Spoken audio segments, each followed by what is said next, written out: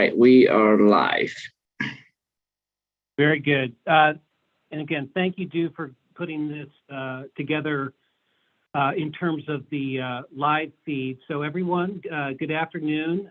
This is Keen Simons, LAFCO Executive Officer, and I apologize in advance if my audio is a bit underwhelming. Fortunately, the big item that we have today, I'm not presenting on, so it should be relatively copacetic. This said, this is the first of two biennial meetings of the City Advisory Committee. The first meeting, of course, we usually talk about our work plan for the fiscal year. Well, instead this time, and we'll go into a little more detail in a bit when we cover agenda review, this is going to be a little more of a focused discussion for the committee. That said, let us formally get started with having Erica go ahead with roll call. And Erica, if you could do roll call by city name, and then participants, if you are, if there's more than one of you, if you could identify yourself as either the regular or alternate, that would be wonderful for Erica's note taking. So Erica, thank you so much. Okay, good afternoon, everyone. Carlsbad, Here, Paz Gomez, Deputy City Manager for Public Works, and I'm the primary. Chula Vista, Here, Tiffany Allen, Deputy City Manager. I'm the primary. Coronado, absent. Del Mar, Here, Ashley Jones, City Manager, and I'm the primary. El Cajon, Hi, Vince DiMangio, Assistant City Manager, and I'm the primary. Encinitas, absent. Escondido, absent. Imperial Beach, Tyler Foltz, Deputy City Manager, primary. La Mesa is absent. Or is Carrie here? Absent. Lemon Grove, absent. National City, Robert Villano, Director of Public Works, alternate. Oceanside, Michael Gossman, Assistant City Manager. Poway, Chris Hazeltine, primary. San Diego, Adrian Granda, Director of Government Affairs, primary. San Marcos, Jack Griffin, City Manager, primary. Santee, absent. Solana Beach, absent.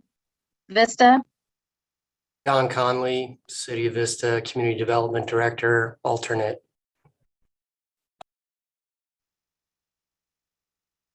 okay, so there are 11 cities represented. There is a quorum. Thank you, Erica, and again, thank you for everyone who has dedicated an hour this afternoon to talk to your friendly LAFCO. Also, I know we have a few guests with us. Thank you for joining us as well. So as I made reference to earlier, this is a narrowed scope of an agenda. We've got 3 items for you, 2 substantive. We're going to have a overview from Adam Wilson and Priscilla Mumpower on our work to date on the Fallbrook and Rainbow reorganization proposals.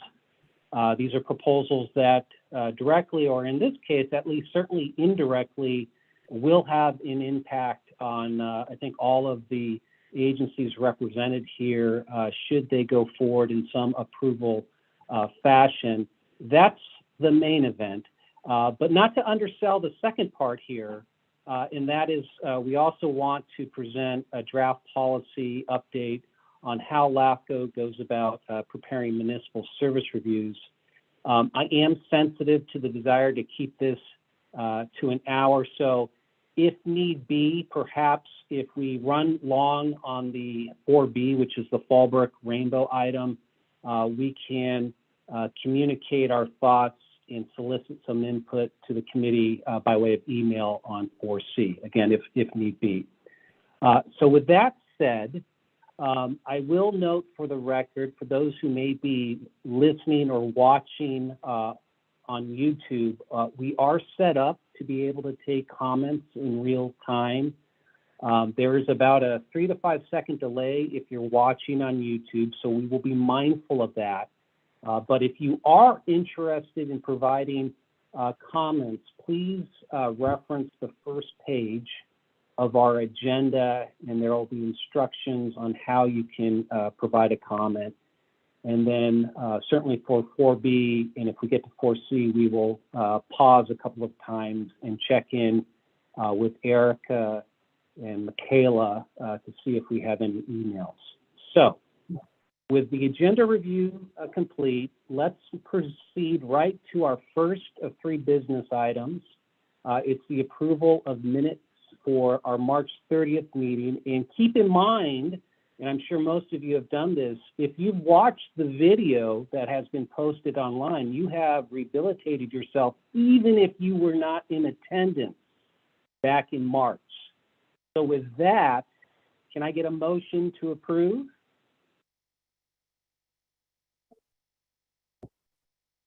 Highway so moved. Thank you, Chris, for stepping up. And I'm just gonna let that flow for a while. And it looks like Ashley, bless her heart, is seconding that motion. Now, we do have counsel here, so she will say we need to have a roll call. So Erica, if you could go down a quick roll call with a motion to approve by Chris Hazelton and a second by Ashley Jones. Okay. Carlsbad, Aye. Chula Vista, Aye. Del Mar, Aye. El Cajon, Aye. Imperial Beach, Yes. National City, Yes. Oceanside, Yes. Poway, Yes. San Diego, I was absent, so I abstain. San Marcos, Yes. and then Santee. Marlene, are you on the line? No, okay. Vista, Aye. okay, so there are 10 in favor, 1 abstain, the motion passes. Thank you, Erica. So moving on to our main item, 4B. This is LAFCO staff bringing forward, for purposes of starting a discussion, our work to date in the administrative reviews of these proposals I referenced earlier involving Fallbrook and Rainbow and their ask at LAFCO to leave the water authority and join Eastern Municipal Water District. So I am going to ask our lead consultant on the topic, Adam Wilson, to start us off, and then Priscilla Mumpower is going to then follow. What I would suggest, because I want to listen to the discussion, I'm going to hand it over completely to Adam. Adam, I know that we have at least one email comment, and I know we have a few people in attendance who would like to speak. So my suggestion would be, once you and Priscilla are done with your presentation, maybe go through the email comments and then the guest comments, and that way the full committee can roll up its sleeves and get to work. So with that, Adam, I'll turn it over to you. Sounds good. Thank you, Keen. And thank you, committee members. I appreciate you all being here today. I see a few familiar faces, but those that don't know me, real quick, as Keen indicated, my name is Adam Wilson. I've been serving for the last couple of years as moderator to the ad hoc to this process and outside consultant to assist LAFCO staff in the applications. And since we've been at this for quite some time, it might be helpful for all of you that I provide a brief overview on why we're before you today and how we got here. So in March 2020, both Rainbow and Fallbrook filed applications to detach from the County Water Authority. In short, they believe there is a cost savings by purchasing water from Eastern Municipal Water District, which is in Riverside County. The County Water Authority is on record opposing this action unless certain stipulations are met.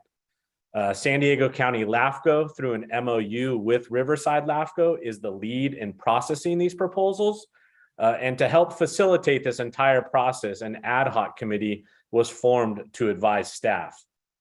Over the last 2 years, this ad hoc has met about a dozen times, with the bulk of their work involving the review of an independent report and analysis from a water economy expert by the name of Dr. Michael Hanneman. And Dr. Hanneman concluded a report and essentially said 3 things. Number one, the water authority's water supply is superior to that of Eastern, given the diversification of their portfolio. However, Eastern supplies are still adequate. Number two, there will be a financial impact should Rainbow and Fallbrook detach, equating to a $12.8 million annual decrease in revenue for the County Water Authority. And lastly, number three, an exit or detachment fee is a fair and reasonable condition to neutralize the impacts to the CWA and remaining agencies, and that somewhere between 3 and 10 years is an appropriate window of time to alleviate and transition the matter. Therefore, subsequent to this independent report by Dr. Hanneman, the ad hoc convened and generally accepted the report as complete and factual, with caveats that I'll note from both subject agencies that continue to highlight their individual positions. The ad hoc then took steps further and convened a working group to drill down deeper on potential rate impacts to remaining agencies such as yours. This working group also concluded that rate impacts would occur to the remaining agencies. However, they took it one step further. They took Hanneman's original $12.8 million annually hit to the CWA and calculated out the proportional percentage of the annual contributions from 3 agencies. And those were the City of San Diego, the City of Poway, and Valley Center. And those 3 agencies were chosen to give a broad context between large and small wholesalers, as well as municipal versus ag. The working group resulted that the City of Poway would see an increase of roughly $276,000 per year in the short term. The City of San Diego would see a $4.6 million increase, and Valley Center with an approximately increase of $428,000. LAFCO staff took this work and dug a little deeper and did an analysis and equated the annual impact to individual ratepayers, which we will highlight a bit more, which I have a suspect that you guys will all be interested in. Therefore, with all this information, it prompted LAFCO staff to begin the development of a staff report, which remains a work in progress. However, we're here today as a first step in presenting a prospectus or a summary report to gain input from your advisory body and other interested parties on the call. As I mentioned, we've prepared this summary report, and it highlights the tentative conclusions and recommendations being considered at this time. So at this point, it's appropriate that I pass the baton over to Priscilla, whom will highlight this prospectus in further detail. And after such, as Keen indicated, we will open the floor to any Q&A, comments, and ultimately have the hope that we will get your individual feedback individually or as a group, perhaps through a recommendation. So Priscilla, it's over to you, and thank you so much. Yeah, thank you, Adam, for the great overview of the work and timeline proceeding today. Good afternoon, Advisory Committee. I am Priscilla Mumpower, analyst with San Diego County LAFCO, and serve as project manager for this combined proposal. So as Adam highlighted, I'm going to be going over the prospectus, which is a broad stroke overview highlighting key policy considerations and staff's tentative leanings on these policy issues. The key word here being tentative, which you'll hear throughout my presentation. There are other policy issues that staff anticipates addressing, however, they don't make it to the top of the list for today's presentation. And then before jumping into it, and while Dew gets the PowerPoint up for me, I want to again note that these are tentative conclusions. They're not concrete and or fixed. It's a starting point to the conversation. So with this in mind, I'd like for the members to digest the information via two lenses or hats. Number one being as an individual on behalf of your respective agencies, and then two as an advisory member to this committee responsible for advising LAFCO. And so I'll begin with LAFCO's authority with respect to our staff conclusions. So LAFCO's authority in processing these proposals and our conclusion that LAFCO statute governs and not the County Water Authorities Act in the consideration of the proposals, and means that LAFCO has the broad authority to not only approve proposals, but to condition them. Now, you will recall from Adam's overview that there were three main topics needing to be addressed as part of our ad hoc process. Number one, water reliability. Number two, water rate impacts. And number three, the contemplating of an exit fee. And the following 5 policy considerations are associated with these topics. So the next 4, and then the first on the following slide. So with respect to Eastern Municipal Water District supply reliability, we believe them to be reliable. We recognize that the County Water Authority has a superior and more diverse potable water supply portfolio.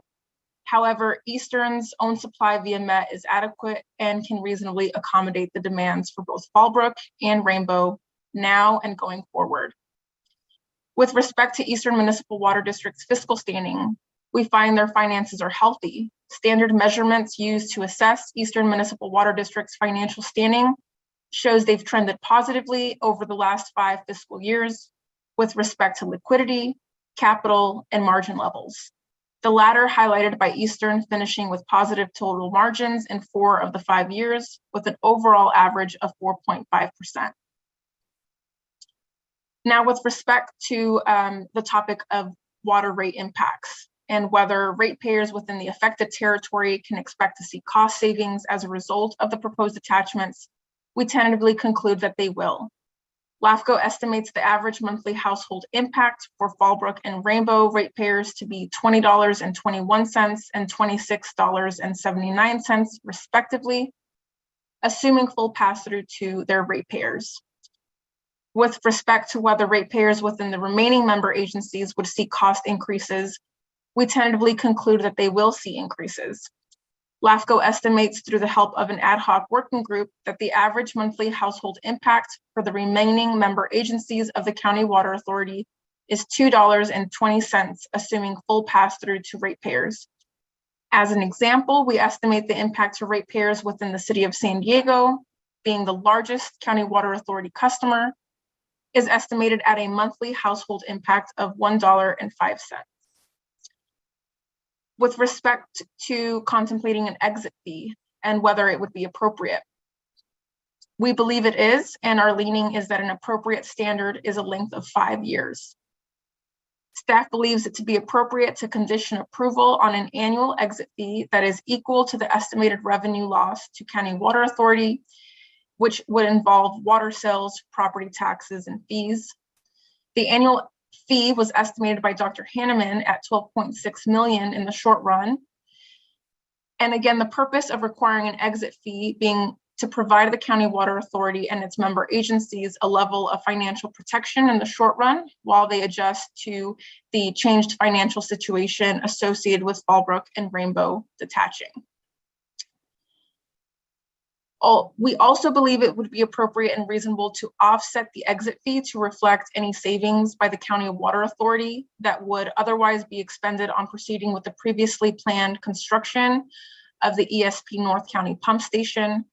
However, the value of the associated savings does remain a topic of ongoing analysis. Now moving on to separate topics from the 3 main topics that I previously noted, and specific to the topic of County Water Authority's loss of voting rights at MET. We do recognize that a small proportional change in voting rights at MET would follow should Fallbrook and Rainbow detach and is substantive.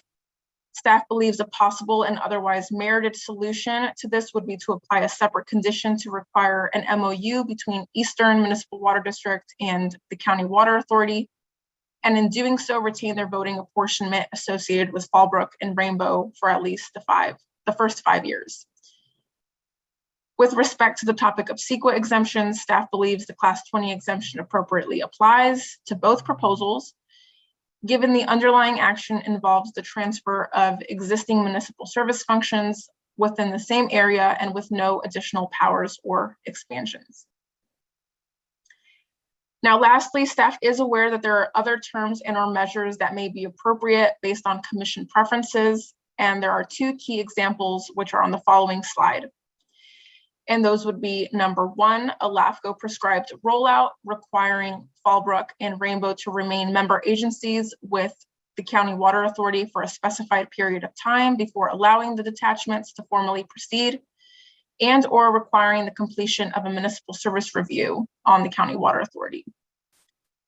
Similarly, we are aware of other terms and measures that have been raised by others. However, they do appear problematic, and a key example being the County Water Authority requesting to condition proposal approvals on expanding the affected territory for purposes of calling an election to include all registered voters within its member agency's boundaries. Commission Council does not believe this to be a viable option, however. And so with that, I conclude my summary of our key policy considerations. Again, reiterating that these are tentative. Today serves as a great opportunity for members of the committee to provide valuable feedback and input as we continue our administrative review and analysis. We have a couple things coming up, such as completing the staff report, which would address other factors, and then also scheduling a public hearing, which we anticipate to be held February of 2023. So in the interim, we encourage questions. We encourage you to review the information that's available online, and then also to provide comments. So with that, I'm going to hand it back over to Adam. Thanks, Priscilla. Job well done. Great presentation and report in concising what has been a very complex proposal. So thank you very much. Thank you. So as Keen indicated, I will help facilitate our deliberations here today. And it's probably, as he mentioned, it's best and appropriate that we start with perhaps any pre-submittal comments that have been made by members of the public via email. And I will check with either Erica or Michaela, who has been tasked to overlook that. And if there has been any that have been submitted, if they could please read those into the record. Yes, I have one. So this one is from Tom Kennedy. And he says, this topic was discussed in detail over the last several years. And on Wednesday at the SD LAFCO Special Districts Advisory Committee, LAFCO presented their summary of a path forward with a lot of input provided to LAFCO staff. It is important to remember that both Fallbrook and Rainbow are unique in that they can provide water service without using any SDCWA infrastructure. This remains the basis for our application to detach, so we only pay for infrastructure we need to serve our residents. Both Fallbrook and Rainbow and SDCWA identified their positions on key topics at the meeting yesterday. And so in lieu of repeating ourselves in detail, we wanted to just provide you with the following brief comments as you receive this information. While we may not agree 100% with SD LAFCO's interpretation of the statutes as applied here, and we are not very happy about the exit fee being proposed, given the Governing County Water Authority Act does not prescribe an exit fee. In addition, as identified by LAFCO's consultant, Dr. Hanneman, the financial impact of other agencies developing their own reclaimed water supplies and rolling off SDCWA, including East County agencies and the City of San Diego, is much greater to remaining SDCWA member agencies than detachment. Those agencies roll off the vast majority of SDCWA costs over a 3 to 5 year period, so we feel a 3 to 5 year time range is appropriate for any LAFCO imposed payment. While a representative from SDCWA may come to your meeting and tell you that their losses will extend in perpetuity, there is no guarantee of any revenue for any agency in perpetuity, and SDCWA has the ability to reconfigure its supply commitments to offset the costs of both detachment and roll-off. The proposed 5-year period of no revenue decrease is a condition that is above the payments other agencies will be making when they roll off SDCWA, which was established to allow SDCWA to adjust to the change gradually. Both SDCWA and our agencies agree on one point. The proposed MWD voting swap is very likely impermissible by law. Regardless, SDCWA has over 17% of the vote at MWD, and our departure will amount to a reduction of approximately 0.24%, hardly a substantive impact. In fact, over the last 10 years and nearly 1,000 recorded votes at MWD, only one vote would have changed based on the shift of voting percentages. Detachment will not degrade SDCWA's position at MWD in any material way. We feel that the possible proposal to perform a municipal service review for SDCWA prior to detachment is not warranted. Over the last nearly 3 years, an exhaustive amount of work has gone into studying the impact of detachment on SDCWA, and MSR would not add to the information needed by the commission to consider the matter. That was it. Thank you, Michaela. And Erica, if I could check with you if there are any other members of the public that perhaps maybe are not on the call that were wishing to speak. Has anybody registered with you?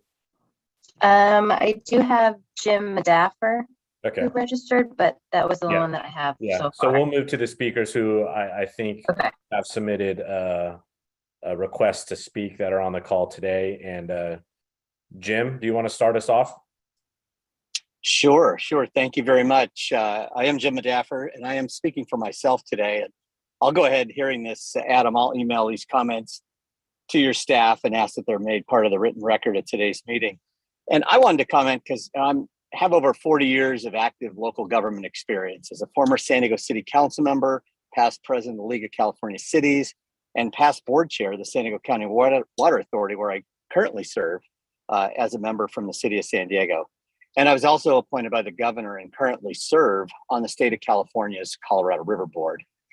I think the thing that I want to get across today is that when it comes to water, I think you all realize the San Diego region is the envy of the state of California in terms of resilience and reliability. We've got a broad portfolio of water sources. And as you conduct your advisory review, I wouldn't be fooled, and don't make any mistake. This proposed attachment will put Rainbow and Fallbrook ratepayers and their water users at immediate risk by moving to a sole source of water supply that is, by MWD's own current admission, to its credit, unreliable, which is going to require tens of billions of dollars of investment beginning right now. We just heard at the Water Authority board meeting earlier today a very dire report on what MWD is facing in terms of supply cutbacks. I frankly feel this is one of the most ridiculous and irresponsible backward proposals imaginable. And I guess, to be fair, LAFCO admitted at the beginning of this process that it has zero expertise on the relevant local, state, and federal water issues that should be involved in analyzing this. But in reading the staff report, it looks like the LAFCO folks have substituted its own judgment for that of the Water Authority board to reach the conclusions contained in this prospectus document that was referenced earlier. I could not find any citations, sources of information, backup, or any factual data to support so many of what I believe are erroneous conclusions in that report. It misstates findings of the expert of the parties that were retained. It makes proposals, as just heard even from Kennedy, that are in complete disregard of California law, including the MWD Act, CEQA, the Delta Reform Act, just to name a few. And it really looks as though LAFCO and the staff here is unduly and improperly deferred to the attachment applicants themselves and to some members of the working group because of its own lack of expertise. So, LAFCO didn't include the Water Authority in the working group. It's relied, to come up with what I consider some pretty embarrassing and erroneous conclusions, and really has failed to address a large number of important issues raised by the Water Authority before shopping this so-called prospectus out there. I'll stop. Time doesn't allow me to go through each of these tentative conclusions that was referenced, other than to say that they're factually inaccurate, they're deeply flawed.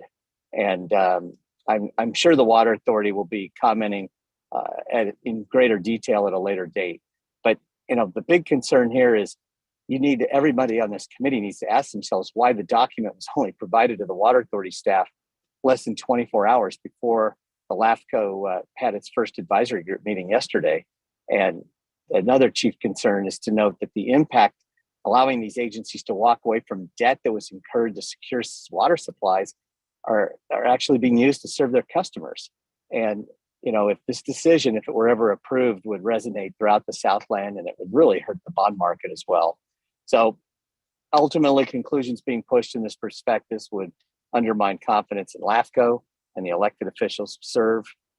And when the people of Fallbrook and Rainbow wake up one day to find out they no longer have the water that they need or the reliability, not only for ag, which will probably be entirely eliminated based on what we're seeing happening with MET, but for day-to-day use as well. And you just have to check with what's going on in LA.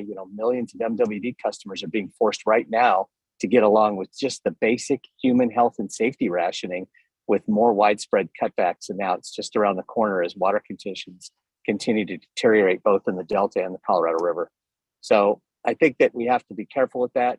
And when it comes to rates, the prospectus clearly states water rates will go up for the rest of the region, but it really understates the extent to which this will be the case, because there's a lot of hocus pocus in these assumptions.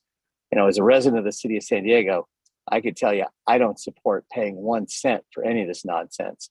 So I believe this whole thing should be tossed out. We should refocus on what I consider true regional cooperation, which frankly is where we started 30 years ago when decisions were made to insulate our entire region from future droughts.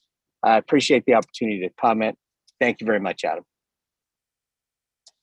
Jim, thank you so much, and appreciate all your comments. And as you indicated, if there's anything that you could provide what you've said today and or additionally in writing to us, we would appreciate that, and we can incorporate that as a part of the administrative record. So thank you.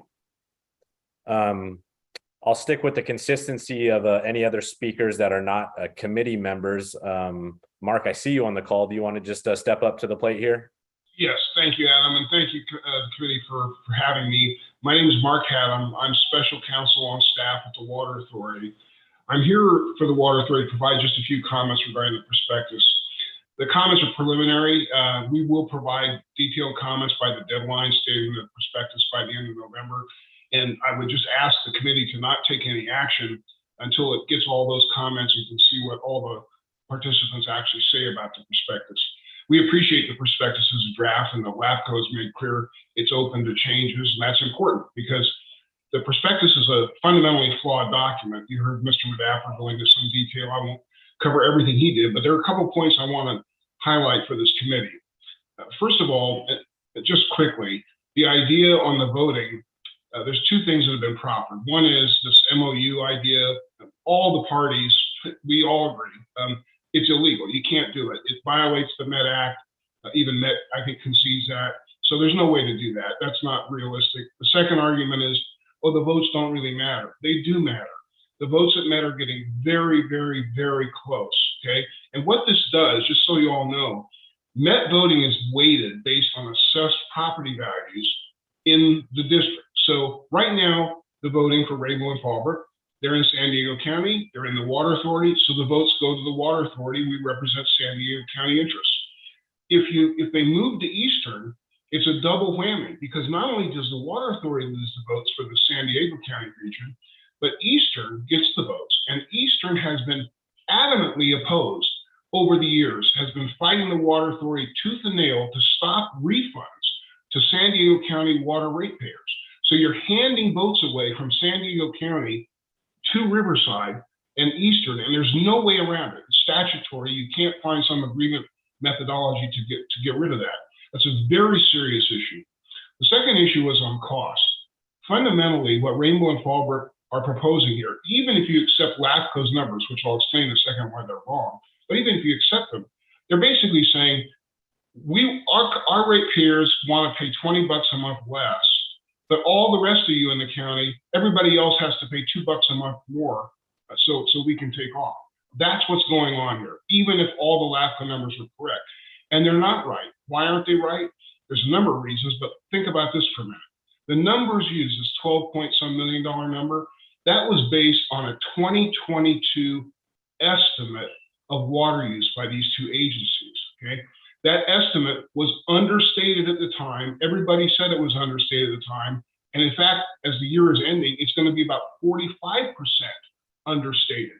So you'd have to true up that 12.6 million and add 43% to it to even get to the same thing. Also, Dr. Hanneman had proposed an exit fee up to $18 million for 10 years, okay? So he was not the one that said, let's do 5 years at 12.6. This has been chosen by LAFCO within a range that Dr. Hanneman used. But the numbers are completely wrong that are being used for this. And by the way, that number even was revenue number, not a loss number. The loss numbers he gave for the Water Authority were higher than that. Rainbow and Fallbrook provides 7% of our revenue. And even if you have an exit fee, 3 years, 5 years, 10 years, you lose 7% of your revenue, it's for decades. We have fixed costs. We have the QSA contracts that go for many decades. We have the desalination contract that goes for many decades. We have bonds that go for many decades. There's CalPERS underfunding that's not being paid for in this. There's a host of things. And all your constituents at your agencies will be paying the bill for this.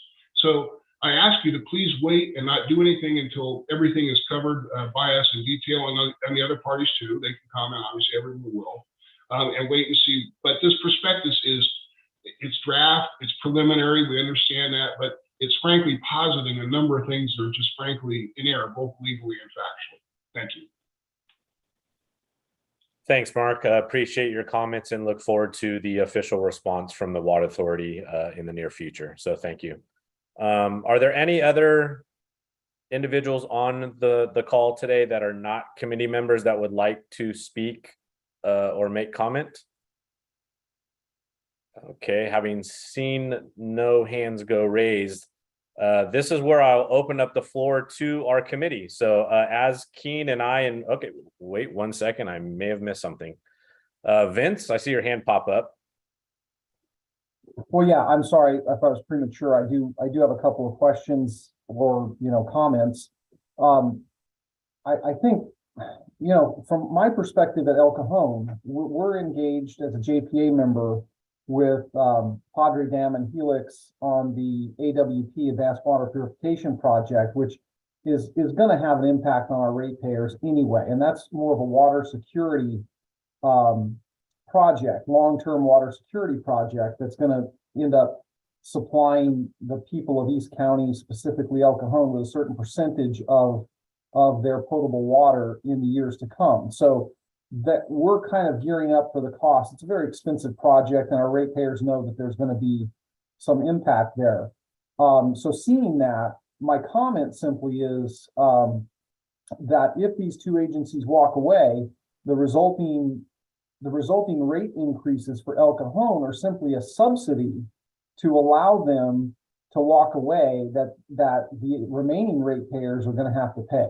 And that's untenable for us at El Cajon, because we already know that we're engaged in an expensive process with AWP. And secondly, my second comment is a question actually that maybe someone can clarify for me, and that the detachment of these two agencies, or right now, the rates that those ratepayers up in Fallbrook and Rainbow are paying, a portion of that is debt service, is it not? And if they detach, do they not have any responsibility to their pro rata share of the debt service that their rates are going to pay? I mean, they can't simply just detach and walk away, leaving their debt service to be the responsibility of the remaining people within. So am I correct in reading that? And if so, that seems to be fundamentally unfair process and for them not to see the logic in paying a detachment fee or exit fee, which, by the way, at some point will time out and kick the can down the road, eventually resulting in rate increases that are directly related to their detachment later on down the road. So my question on the debt, though, if somebody can clarify that for me.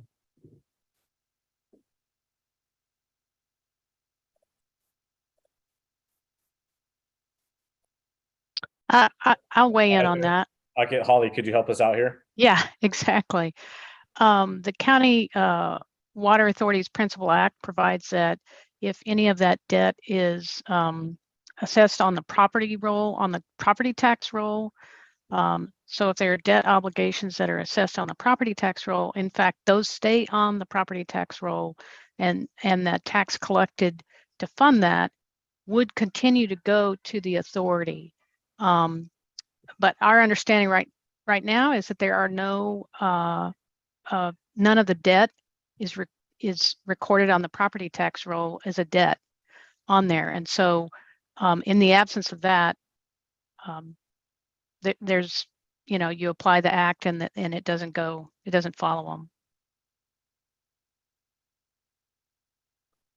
Mark, do you want to make a quick comment to this? I certainly, like yesterday, don't want to get in a back and forth debate with the facts of the matter, but if you want to make a quick statement, please do. Yeah, just very quickly, complete disagreement with Ms. Watley on the legal meaning of the County Water Authority Act. It actually does say that bonds and other indebtedness, it does not talk about property tax rolls, which is an interpretation that Fallbrook and Rainbow have that we believe is completely incorrect as explained in our response.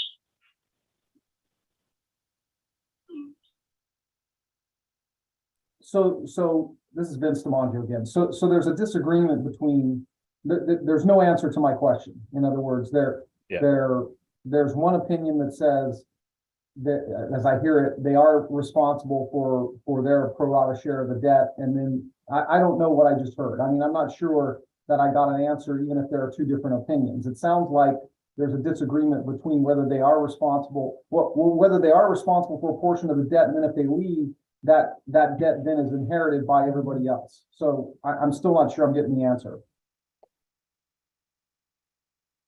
Vince, I was going to make that clarification. Perhaps the answer is circular here, where its opinions are in difference. But Keen, do you want to elaborate as well? Yeah, just for the benefit, Vince, of answering your question, LAFCO is rather firm based on our discussions with the auditor's office. There is no secured debt from the County Water Authority on the property tax roll. And so there may be a difference of opinion, but relative to the decision makers, auditor, and then LAFCO, there is none. So the exit fee, though, incorporates that into the analysis. So that $12.6 million annually includes the loss of property tax, utility revenue that's associated with what currently goes to the Water Authority. So there is a true up on that aspect, the debt. And that's assuming, however, and again, correct me if I heard it wrong, but that's assuming that Fallbrook and Rainbow agree to pay a fee of some amount, and assuming that true up makes the situation whole. Neither of which we're sure of yet. Number one, that they're not in agreement to pay the fee, and number two, that it doesn't make the CWA whole.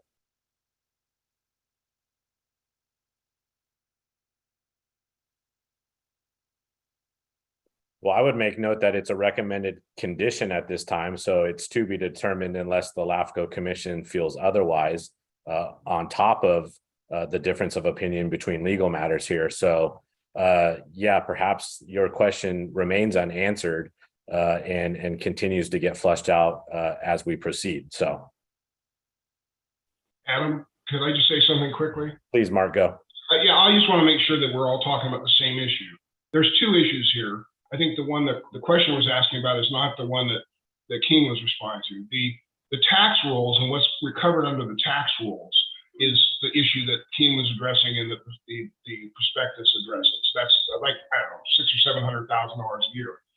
I understood the question to be about bonds, okay, and the outstanding bonds of the Water Authority, okay? And the County Water Authority Act says that the lands that leave, that detach, are continued to be responsible for the purpose of paying the bonded and other indebtedness of the County Water Authority outstanding or contracted for at the time of the exclusion. That's a completely different issue than what property taxes are currently assessed with the Prop 13 restrictions, et cetera. That's a different issue. So I just want to make sure that we're not mixing apples and oranges. Yeah, Mark was answering my question, or at least addressing the impacts that I was trying to articulate. So thank you. Thanks. And in the spirit of time, I mean, we're already approaching 2:45 here, and Vince, we're more than happy to perhaps stay in communication offline. And as we work through this process, certainly facilitate any information and communication that you see fit, and we can help get you that information to help address that question. So with that, I mean, Vince kicked off what I was kind of going to tee up earlier is, we're just at a point of if there's any other committee members that have any questions for Q&A sessions, or do they have any comments? This is the opportunity for you to raise your hand and speak up and provide that information to LAFCO and our staff. And as you can see through the first question, it's quite fluid at this point in time. As Priscilla indicated, everything's tentative, but it's certainly something that we wanted to deliberate with you today to kind of get where your minds are at, where your questions are at, and take back that information accordingly and insert it into our analysis and move forward. So I will continue to open up the floor. Is there any other members of the committee that have any desire to speak? Chris, I saw your hand go up with Poway. Yeah, thanks, Adam. Appreciate it. General statement first. If I'm Tom Fallbrook, if I'm Jack and Rainbow, I'm doing the same exact thing they're doing because they're looking out for the best interests of their ratepayers. And I get that, and I suppose I even respect that. But I'm not Rainbow, I'm not Fallbrook, I'm Poway. And this would negatively impact the ratepayers in Poway. So very, very hard to wrap my arms around supporting it in any way, shape, or form. But having said that, and in the spirit of maintaining an open mind related to the prospectus, I've got 4 questions for you. How'd you come up with 5 years versus the 3 to 10 that the Hanneman report identified? What's the value, the cost avoidance of the pump station? She went through that quickly. I didn't gather that if there was a number attached to that. The Met voting rights. Mark clearly understood you saying that's illegal, but for the purpose of conversation, what would happen after the 5 years that's being recommended in there, or at least identified? And why would a countywide vote not be possible or supported by LAFCO? And I can repeat any one of those again for you. Thanks, Chris. I think I jotted them all down, but keep your notes handy. Maybe I'll tackle the first question, which is how did we come up with the 5 years? I think from LAFCO staff's perspective, we saw some consistency in a few things. It's our understanding that municipalities or special districts, when performing and submitting long-term water management plans, those are typically done in 5-year windows. And it's our understanding that those management plans that are sent to the state are within that 5-year time frame. We see a lot of consistencies with the municipal service reviews that LAFCO do on a 5-year basis. The working group that was put together, they drilled down on the ratepayers, and they felt the 5-year average or median was appropriate between Hanneman's kind of subjective recommendation between 3 and 10 years.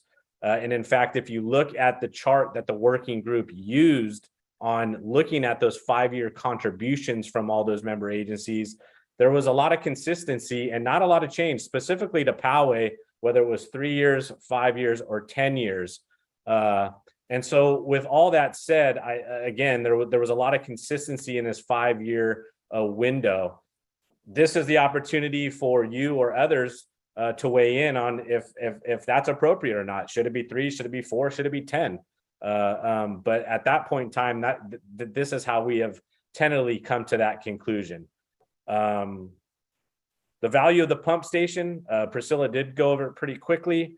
I can just tell you from my point of view, we've heard a wild array of numbers. We've heard from 20 million to 40 million to 30 million. I think at this point in time, it remains an ongoing process of our analysis. in trying to determine that true value. So if you have any information from your standpoint that would assist us in coming to that conclusion, we would welcome that. Priscilla, do you have anything more to add to the pump station value?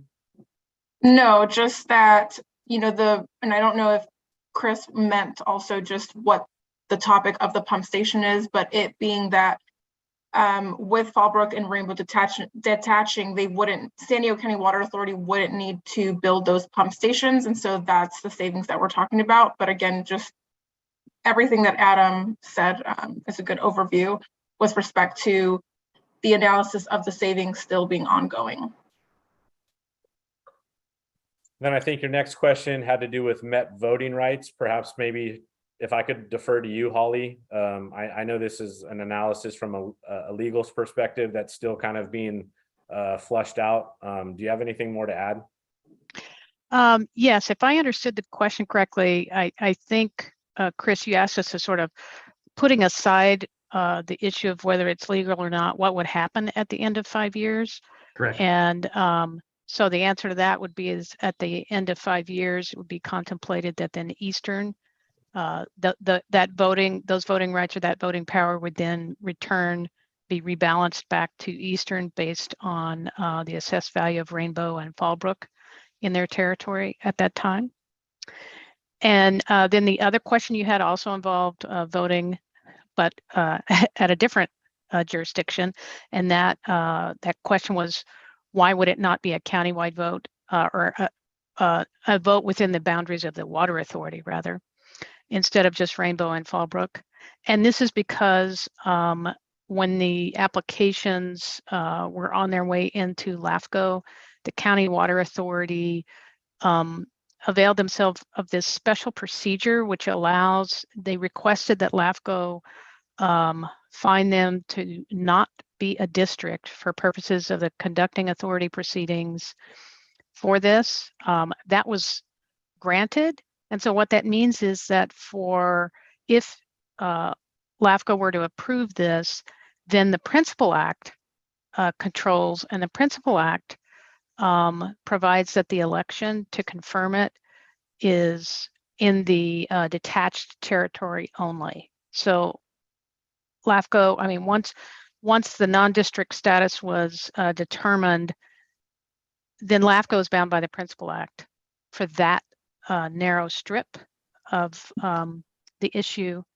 and the Principal Act confines it to the detaching territory.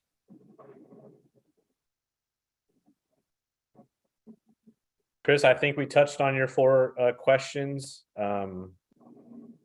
Does that satisfy you for today? Thank you both. I appreciate your clarifications on your findings and your points of view. So thank you. Thank you. Mark, I see your hand up again. Yeah, I was just going to say, again, sorry to say this, but we disagree with the LAFCO legal interpretation. The County Water Authority Act covers detachment. It doesn't cover a reorganization proceeding, which is what this is. And as we explained in our response, LAFCO has far broader authority. The thing that Ms. Watley was referencing was related to particular protest procedure that doesn't apply. But that does not take away from LAFCO the ability to require a service area-wide vote for the complete reorganization. It's not covered by the County Water Authority Act because this is broader than that.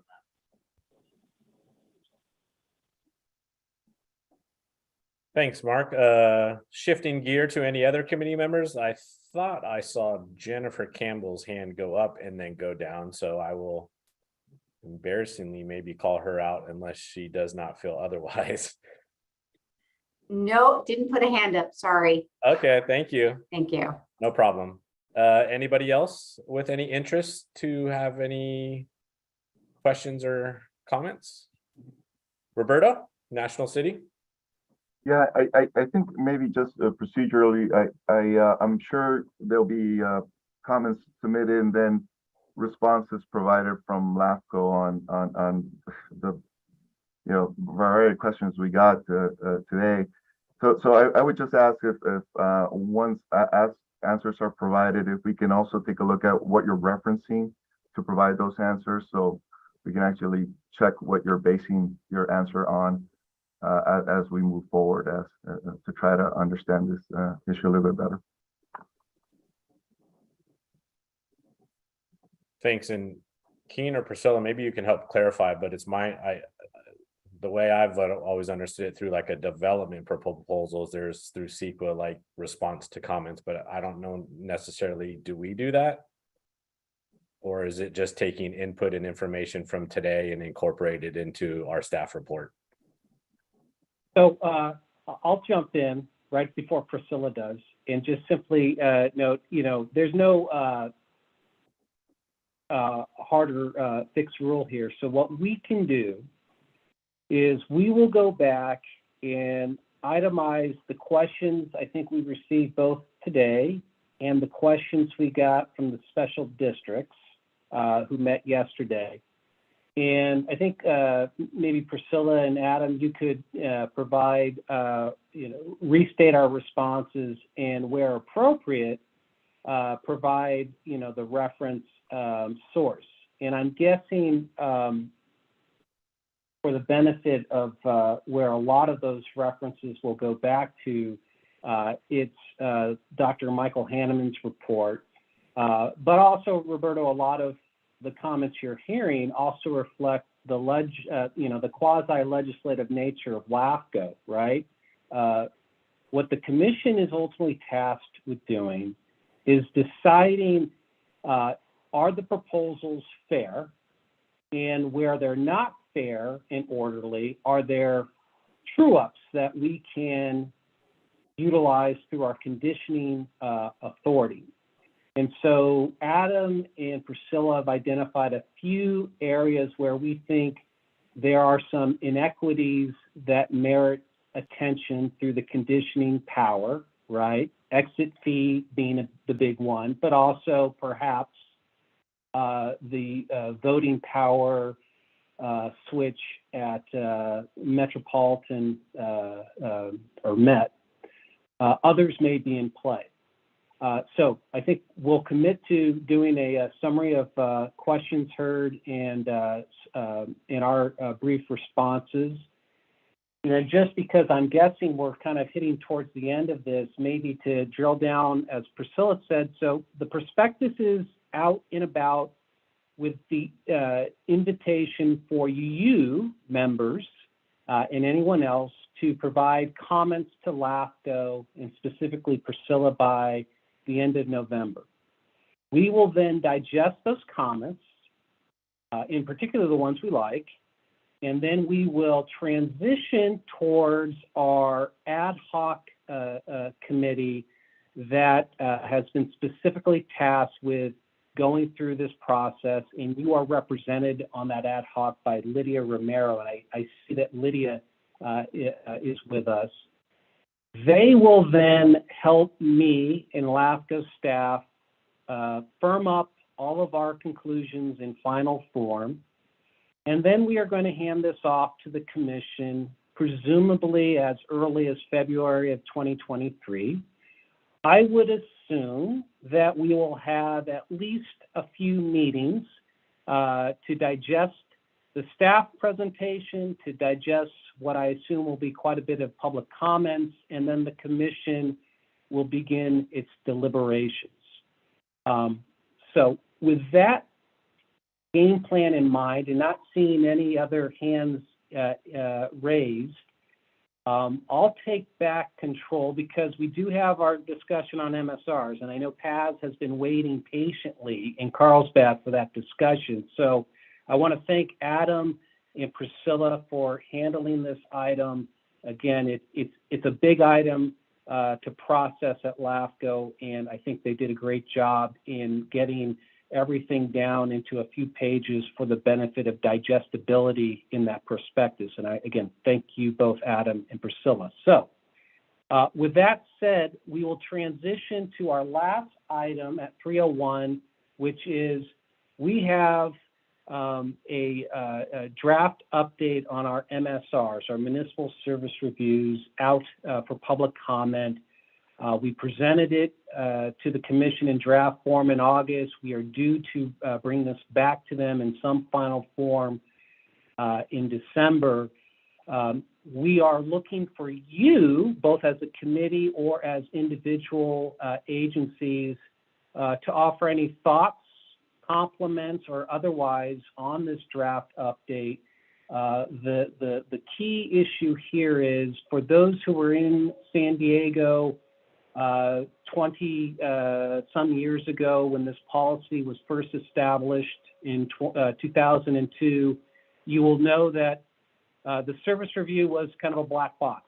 Even LAFCO wasn't quite sure what the legislature had in mind when they established this requirement that we look at agencies every 5 years or so. The policy that's on the books reflects that black box thinking because it focuses mostly on procedures and trying to prescribe how we go about producing a service review. Well, I think all of you who have been here for a while now have seen what a service review looks like, and we can then transition our policy to reflect more on the outcomes. So the three big changes that are reflected in this policy update is to get rid of all the prescription about what a service review looks like and how it should be constructed, and instead put that in the trusted hands of LAFCO staff.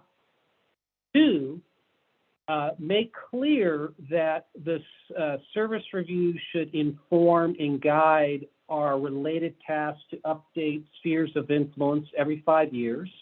And this is important to think about in the sense that previously, certainly in the early 2000s, LAFCO would prepare a service review for one or many of your agencies in response to a known development or reorganization proposal. Well, we're going to flip the switch on that and instead methodically do the service review first and decide what sphere updates, if any, are merited. And then finally, really emphasize the 5-year window. So under current policy, we could prepare a sphere update, take action on Carlsbad, Imperial Beach, my hometown of Escondido, and a year later, someone could walk in and request an amendment, and we would probably, at least under policy, contemplate it. Well, instead of doing that kind of paper cut activity, we want in policy to make clear that once LAFCO completes a sphere update as part of our 5-year window, we're locking it in. And unless there's really some unique circumstances that warrant us reopening the topic, a service review and a sphere update have a fixed 5-year shelf life. And until LAFCO goes about its next cycle update. I think that's good policy, and I think it also encourages everyone here representing cities to proactively get on LAFCO's radar any projects you see in the horizon, and that way we can sync up in real time. So those are the three big changes. I'd be happy to take questions or comments. If you don't have any right now, we can certainly take comments or questions offline. And again, I think you have until Thanksgiving break to provide anything formal. Otherwise, we assume you will love this policy, and I will convey that to the commission. Now, Paz, to her credit, has a question. Go ahead, Paz. Thanks, King. Appreciate it. So just a couple comments, one of which is in items 3, where it talks about service review, and you're talking about the time frame, as you had just mentioned. To recommend maybe adding something about adhering to the schedule. And so, as you are aware, just as a reminder, we actually had LAFCO make a presentation to our city council back in December of 2020. Here it is about 2 years later, and we have not progressed, pretty much frozen in time, if you will. And so my concern is if that's the case and that there are others that are similarly in the queue, is that there's a possibility of the shuffling of the deck, if you will, and the prioritization of things getting completed. So if there is something that can emphasize that, sure, maybe a pandemic will happen again or something that could occur that would delay things by 2 years, is to keep the 2 years in the same flow instead of reshuffling the deck. So, so that would be just a recommendation on that part. And then the item 6, where it talks about the data accuracy, talking about the draft MSRs, recommend specifying the time of when they will be provided for the drafts. It addresses in there that there's 45 days between the draft and the final that the public and the agencies can review, but it doesn't specify when will you provide the draft. So between the draft and the final, you've defined 45 days. So conceivably, you can provide it to the agencies and the public 3 days before it is posted. And so just defining that time frame, and I would advocate for 45 days or perhaps more, so that we have an ample opportunity to review the draft MSRs prior to moving forward. And then the part about the community engagement, about it being proactive. And again, it is just a matter of we're moving forward with it for the 5 years and there's a pause for 2 years for whatever reason. Is that what level of community engagement are we talking about? Is it just LAFCO staff presenting to City Council, or is there additional engagement with the actual community at large, residents and visitors or businesses or anything else along those lines? So just maybe a little bit more granularity or clarification with regards to what is meant by proactive community engagement. That's it. Those are 3 great comments addressing the need not to reshuffle the deck when delays occur, defining a little bit better what community engagement means, and then dealing with the pre-draft to final public review, but the what we call the administrative draft that we present to the agency. So thank you for those 3 wise comments. So any other hands in the air? Let's see here. Chris McKinney, the pride of West Virginia. Please proceed, sir. Thanks, King. Given your comments about, the 5-year window, I think I just want to clarify something. There's a special study area that's defined in Escondido's MSR. And the reason for the creation of that special study area was to allow that area to be studied outside of this window of time. I just want to clarify that, make sure I understand. Correct. So Chris is bringing a good comment to the committee's forefront. So there's a workaround between LAFCO taking action to update a sphere of influence and making a change, and then the extreme of then locking it in and not doing anything for 60 months or so. And that is this concept of a special study area. So in Chris's example, we're looking right now at the city of Escondido sphere. There's this development to its southeast that we think might merit inclusion in the sphere for purposes of a development, although the neighbors, Chris, aren't wild about it. But nevertheless, but it's just not ready to go right now. So there is a workaround at LAFCO where we can create a special study area for a city or district sphere, which kind of gives you room to work with LAFCO over that 5-year window without a new municipal service review being prepared. So thank you, Chris, for that added context. And thank you for clarifying that for me. And we're well aware not everyone's happy with that proposed project. We've seen the comment. Very good. Thank you, Chris. Okay, so looking around, I don't see any other questions. So let me stop quickly. And is Michaela or Erica online to confirm if we have any email comments on this item? I don't have anything. Well, Michaela, I will take that as we are clear to proceed. So last but not least, we do have an opportunity for open time. Michaela, I'll go back to you. Are there any general email comments that you received? No. Thank you. Very sufficient and efficient.